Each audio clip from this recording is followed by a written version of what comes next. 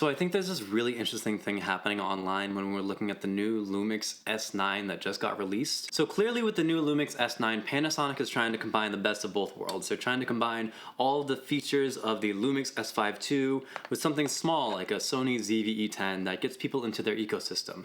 I think that this is actually a brilliant move, and a lot of people are underrating the camera because it's not as fully spec'd as something like this professional camera, but I'm gonna get to why that is a good thing later on. Let's start with the basics. I'm not going to go over the specs of the camera because if you really need to look up the specs of the S9, I'm just not going to go over that. You can find out that it's basically a smaller version of the S5 II with a few things taken out. It's missing an EVF, and it's basically like you took these two cameras and shoved them together and you ended up with the Lumix version of a Sony ZV creator cam. It's got the flip out screen, it has a full frame sensor inside of the body, and you can use all of your favorite L-mount lenses with it. So about a year ago, before I upgraded from my ZV-E10 to the Lumix S5 II, I was thinking about what I should do. Should I stay in the Sony ecosystem? I only had this one Sigma lens for the Sony E-mount and it was APS-C. I wanted to go full frame, but I didn't really have an entryway into the L-mount system or the E-mount system for that matter because all the full frame lenses were so much more expensive. Enter the Lumix S5 II, which got released, allowing me to record in this wonderful 3:2 aspect ratio for YouTube and TikTok at the same time, and I was entranced, I was in love. I still was thinking I would go down the Sony route just because I already had a Sony camera,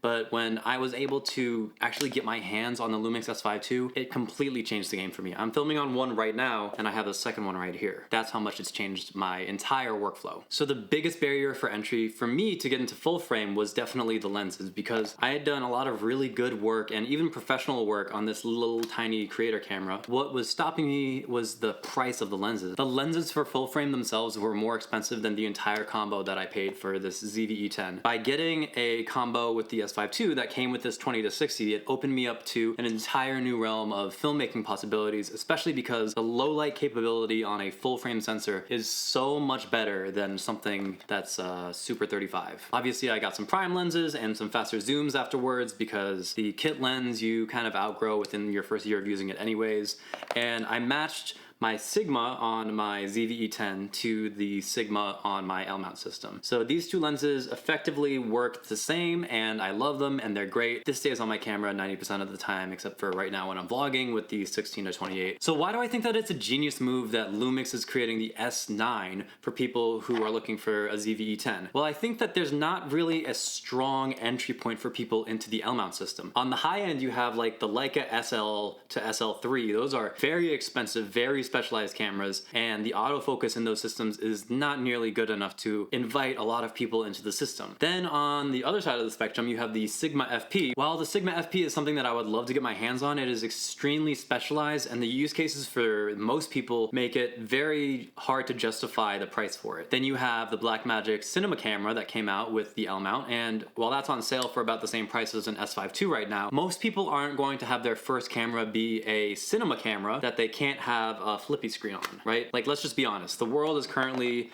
you need a flippy screen and you need to be able to do vlogs and selfies like that. If there wasn't so much demand for that, then companies wouldn't constantly be putting out ZV-E10s, ZV-1s, ZV-E1s, or any of the things that we see like XS20s from Fuji. So by taking a look at the strengths of the S5 II and then something like a ZV-E1 or a ZV-E10, Lumix is able to put an entry-level camera into their S lineup. You have a full-frame entry-level camera that's super tiny and allows you to take the same great image quality that you have in the S5 II and bring it with you anywhere. You know, I think that's a genius move, and I know a lot of people are gonna be complaining, but it doesn't have the same features as the S5 II. Well, the S5 II is dirt cheap right now. Just go buy one of these if you want the EVF, if you want the fan, if you want the longer record times. That's your entryway. For other people saying that $1,500 is too expensive and they want to get a full frame, the original S5, I've been seeing it on Facebook Marketplace and Craigslist for about $800. So if you're willing to forego autofocus, the original S5 might just be the best deal on the entire market right now. I'm currently working on a video called the Creator Cinema Camera, and it's about my love for this camera, the Lumix S5 II,